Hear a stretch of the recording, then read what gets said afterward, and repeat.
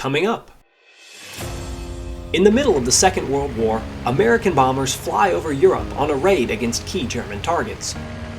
But a horrendous error results in the bombs being released right over the middle of a city of innocent civilians friendly to the Allied cause. Is it a disaster or a stroke of luck for the Allied forces? I hope you enjoy. Before we get started, I'd like to give a thank you to my Patreon supporters who help make this video possible. If you want to support my content and get access to awesome bonus videos, please consider checking out the Patreon link in the description of this video. It is June of 1943. American airmen of the 8th Air Force are about to be sent up on the group's 69th mission of the war. They would be led by their commander, General Ira C. Eaker. At this time, the United States is bombarding German targets from across the Channel daily. These missions often involve bombers hitting factories, oil stores, and many other key structures to cripple Hitler's war machine. On this particular mission, 50 American bombers are sent to pound a German airfield on the outskirts of Brussels, the capital and second largest city of Belgium with a population of about 500,000. There was a haunting risk of killing Belgian civilians since the approach to hit the airfield would take them directly over the city. They chose this route because they thought it to be the safest, since Germans often did not place anti-aircraft defenses heavily on cities that they occupied in Europe. But just to be safe, Eaker's men had been specifically told at a briefing to make sure that they did not hit anything other than the targeted airfield, especially not the city of Brussels.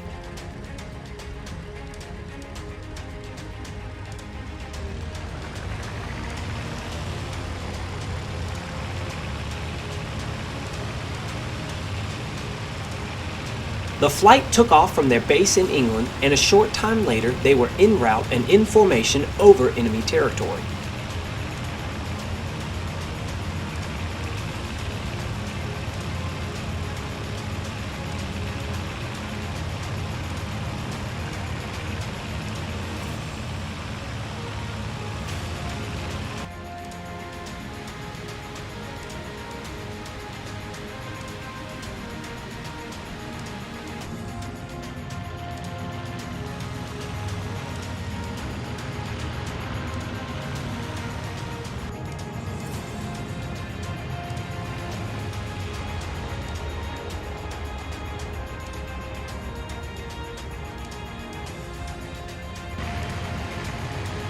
All was normal and the defenses were light. The bombardiers opened bomb bay doors as they were just a few miles from their target.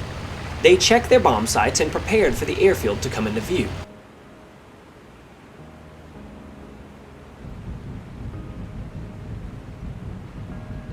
Deciding to practice for the real thing in just a few moments, the lead bombardier spotted a large park in the middle of a residential area, and he used it as a simulated aiming point.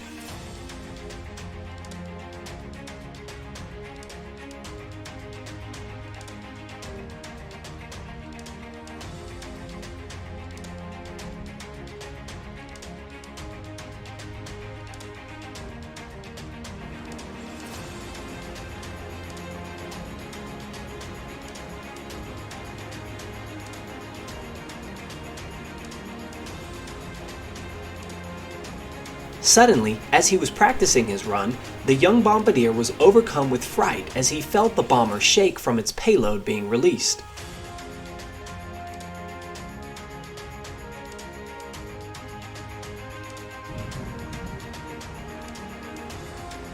He had accidentally released the bombs over his practice target, the park in the middle of the residential area. As was practiced, the other bombardiers in the group behind him saw him drop and followed suit, each releasing their loads immediately.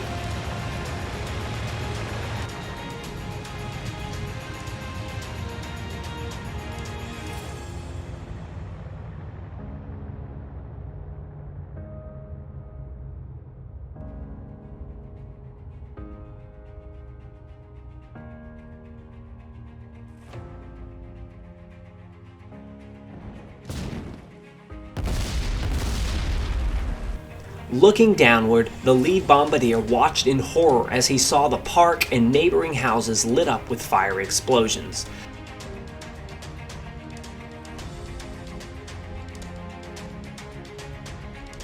The bombs had landed right in the midst of the intended practice target.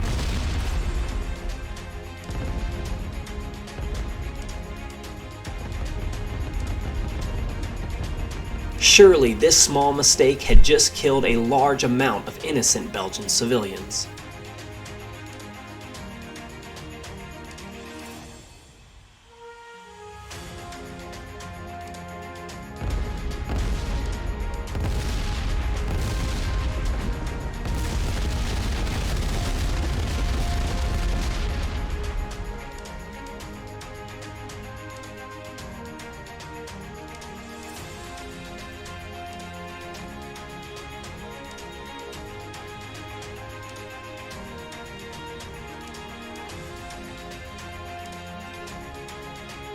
Back at the airbase in England, after the bombers had returned from their mission, the mood was gloomy and depressed.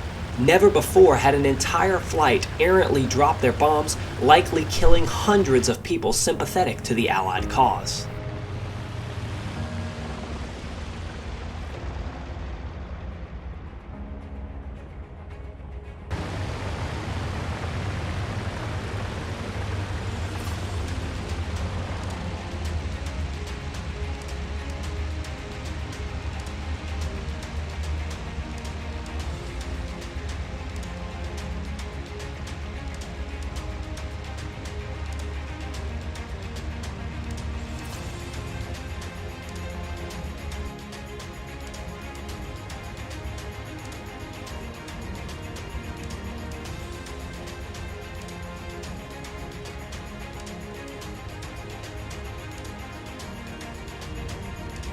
Two days later, the pilots, navigators, and bombardiers in the Brussels mission were summoned to the headquarters of Brigadier General Robert Williams, the leader of the 1st Bombardment Wing. The horrendous error was about to be reviewed, and there was no doubt that severe punishment would be issued out to the bombardier at fault and possibly others. The lead bombardier, barely out of his teens, said quietly to the room to begin the meeting, "I don't know how it happened. Whatever the cause, I alone am to blame." After pausing for a few seconds, he said, "I can only regret the day I was born." The room was silent when the young lieutenant had concluded his remarks. Then General Williams gazed around the room before speaking. He said, "The Brussels mission has been investigated by Allied agents in Belgium and other intelligence sources in the area." He would have most certainly been referring to Ultra here, the code name for the British interception and decoding of German radio messages. Williams paused as his audience waited for him to disclose the huge death toll among civilians of Brussels. He then said, "We have learned that the results aren't nearly as bad as we had feared." Williams continued, "We have learned that German authorities in Brussels had felt the park and the upscale homes surrounding it were ideal for billeting troops. So, for this reason, the entire circumference of the park was being used for that purpose. There were over 1,200 casualties among German soldiers, and only a few Belgian civilians had been killed or injured. The mission has resulted in the German leaders in Belgium calling it a remarkable exhibition of American precision bombing. Such are the fortunes of war," he said. "The case is now closed." There is no doubt that the American soldiers were overjoyed to hear that this unfortunate and horrendous error had actually turned out to be a deadly blow to German forces in the area. What could have easily been the accidental killing of hundreds of civilians sympathetic to their cause turned out to be a crippling blow for Hitler's forces in the area. This is one of the more incredible stories of luck in the Second World War. I hope you enjoyed this historic recreation. Please make sure to click subscribe and comment below if you have any ideas for future videos. If you want to support my hard work making this content, please consider checking out my Patreon or getting some merch from the links in the description of this video. Thanks for watching, and I'll see you next time.